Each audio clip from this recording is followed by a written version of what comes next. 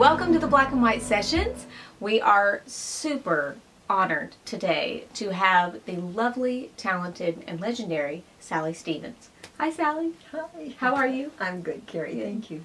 We're so glad you're here today. Well, I'm delighted to be here. Well, thank you so much. We are just honored to have you be a part of the Black and White Sessions, and you know, it's been a dream of mine to be able to chat with you and invite you to come and be a part of this project and what we are trying to do in the singer community. It's a wonderful thing that you're doing. Well, thank you. Thank you so much. You have been an advocate for a very long time for singers, especially in the Los Angeles area, and have served on all the boards for all the things that help singers. You've been on them with the SAG and AFTRA and NARAS, and I think it's become an addiction. Well, for all of those coming behind you, we certainly need that, as you well know, and so we appreciate the efforts that you've made. And you know, I was thinking over these past 2 seasons of featuring vocalists, you know, many of them that have come through here, I know they would certainly say that a major portion of their livelihood and resume would be because of the fact that you've been able to hire them and to bring them in on multiple film and television projects. And I would love, I mean, there's so many things to talk to you about, but I'm sure that I speak for so many of those singers to just say thank you, Well, you know, for that. I'm grateful for the opportunity to have passed out some jobs. You know, the hardest part of being able to do that is when you get down to the last 2 or 3 slots, and you have so many talented people to choose from, and you can't include everybody. That's the hard part. Yeah, I would imagine that there's so many great, wonderful things about being able to contract and hire singers to come in and do these things, but that would be a part of it that, you know, there's so much of it that goes along with it.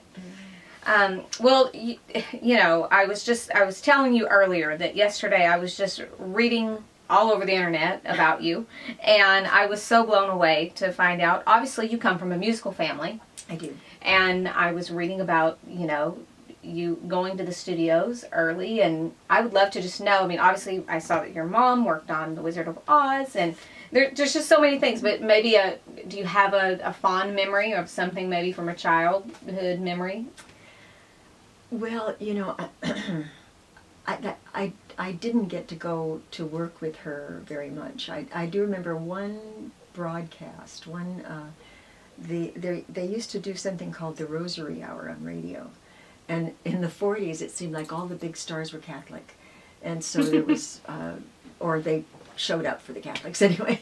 Jeff Chandler and Ann Blythe and Loretta Young, and so I did go with her one Easter. They did a special broadcast, and I remember just being in awe of all those people. And for some reason, Muzzy Marcelino stays in my mind. He was an accordion player, and I remember I had a little autograph book with me, and I got everybody's autographs. And then I went home and traced them all, trying to learn how to write like all those people, so I screwed them all up. Well, well, as time went on, obviously, you followed in the family's footsteps. And do you remember what the first job was? Well, when I was in high school, I did a little singing with a trio of guys that played for, like, the Moose Club, Moose Lodge dances and stuff like that. And when I went to UCLA, I did some songwriter demos and that kind of thing. And then I sang with a little group called the Baysiders, which a record producer in New York had done with a pickup session group, had done a recording of Over the Rainbow, a doo-wop kind of version. And for some reason it took off, and they had to create the group. So we became the Baysiders, and we did the rest of the album and did record hops at El Monte Legion Stadium and stuff like that. And and then I auditioned for Ray Conniff when he did his first tour as an artist. And we did a West Coast tour and then a 47 one-nighter bus tour. And then that's where I met my husband, Susie's daddy, and we got married at the end of that long tour. And then that was kind of when I started to meet the session singer community people. And I worked in Vegas. I did some production singing work in Vegas when they used to have 15-minute production numbers before the stars came out, in Sequins and Feathers. And then we did a tour with Nat Cole, the second to the last tour he did before he passed away. But the first film score that I did was How the West Was Won, and that I was still pregnant with Susie, and I think that was 61, I'm sorry. And that was, I think, on the MGM lot, which is now the Sony lot. Mm-hmm. Wow. 1961, I mean, we over 40 years of working. I mean, I was ringing, over 50. Over 50 now? Okay, over 50 now. Almost. No, it's like 50 something. A lot of years here, but what a legacy. I mean, over 600 films. Oh, well over, There's well over 600, we're probably in the 700 now, but, it's really incredible. You couldn't have known in 1961. I mean, it's really remarkable, all of these movies. I mean, there's just so many. I was reading down through, and I was just like, movies that have defined generations, that your voice will forever be a part of these movies, and that's really remarkable. Well, I really was so lucky. I'm so lucky to still be working a bit. It's unusual. But I didn't do any contracting at all for the first 20 years that I worked as a singer, because I always thought that the other contractors wouldn't like you and they wouldn't hire you, and that's really not how it works. It probably prolonged my working years. But it's wonderful to be attached to all those things. And excuse me, my brother John Clark he passed away about 10 years ago. But he was a musician. He traveled with Loggins and Messina, and he played on many. He was one of Tom Newman's core musician people. Mm-hmm. And for me, it's a gift to be able to hear him playing still, even though he's gone. Yeah. So there is something really lovely about your music still being in the world. But I experienced it more from the other side, from hearing people that if I see The Wizard of Oz on television, I know that my mom's in there somewhere. Yeah. And my dad made a movie before he went into the Army. He also was in film. He made some films, and then he went to the Army. When he came back, everything had changed, and he wasn't able to get back into what he was doing. But he made a film with Jeanette MacDonald where he was her. You probably don't even know who that was. No. She was like, she was one of the big singing stars in the 40s, and he was her romantic lead singing partner in a movie, or a Broadway show within a film. So it's, those things are, it's like the internet now. It'll be around forever. Mm-hmm. That's right. Yeah. Well, with the laundry list of composers that you've worked with over the years, do you have maybe a fun memory or a fun moment from, I mean, I know you probably have so many of them with all the working relationships that you have, but just to touch on something because you've developed relationships with them over the years. Well, let me see. I do have one wonderful memory with John Williams, and I've worked. Alan Silvestri is one of my favorite composers. He's such a dear guy, and James Newton Howard also. But the first project that I did with John and Hans Zimmer too, the early projects, and Danny Elfman. Oh my God, I did a lot of Danny's early films and Edward Scissorhands, and there's some wonderful memories of those. But the first project I did with John was a film called Amistad, mm-hmm. and it was about it had a lot of African music in it, and I had just done Power of One with Hans Zimmer, which was very authentically African music. So Sandy DeCrescent kindly recommended me to John, and I remember being in his little studio office on the Amblin lot, And he was looking at the film still on the moviola, you know, Wow. not on a screen. Mm-hmm. And there was one scene that on the ship, I don't know if you remember the film, but it was the slaves were being brought over from West Africa.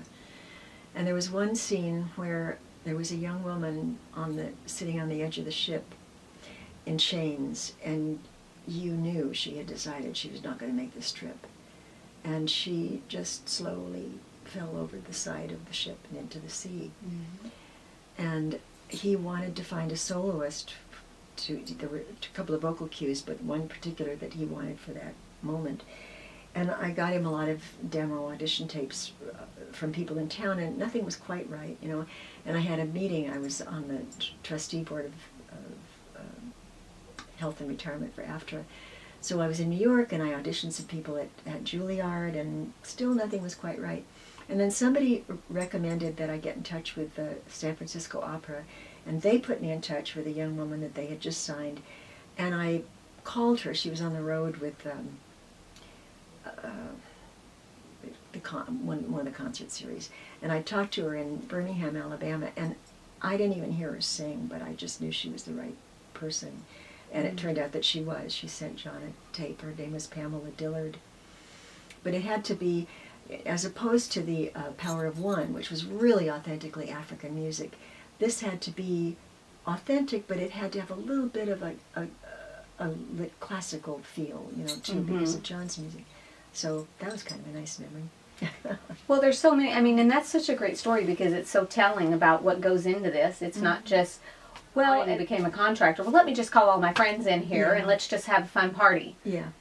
It's methodical. Like, you really have to be thoughtful in the process. Yes, and that's the wonderful thing that is such a gift, is that you get to be part of that creativity, you know, not in a huge way, but you touch it. You just get to experience it and see how they think, and that was really a gift. Yeah, that's so fantastic. I love that.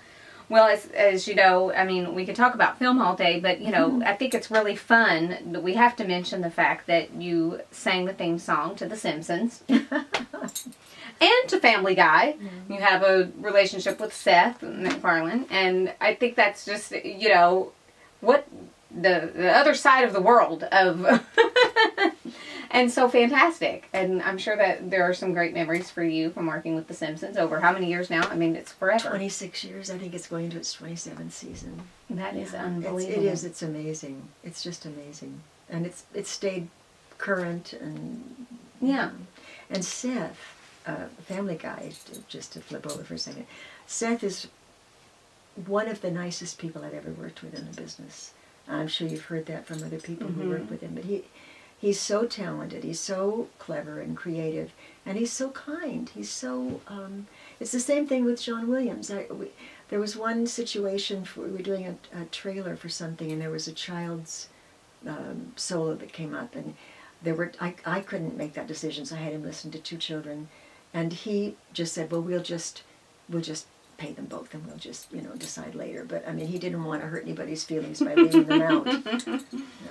Seth is just a great guy. Well, and Alf is a great guy too. Well, I've always appreciated that, you know, Seth MacFarlane. You just don't think, oh well, I mean, he cares about music, but he really cares about it. He really does. He's really invested in it. Yeah, so. Beautiful singer. Of course, you know that. Yeah, that's so fantastic. Yeah. Well, Sally, we could truly sit here all day and just talk about, you know, all of the memories. I would love to sit for hours and just chat about, can we talk about Forrest Gump, and can we talk about, I mean, really just like iconic, you know, films and the Sound of Music, and, you know, it's really something that we'll always cherish, that we had this time with you today. And well, I'm happy to be here. I've enjoyed it very much. Well, thank you so much, and we appreciate you, and we look forward to seeing you again. Thank you. Okay, thank you.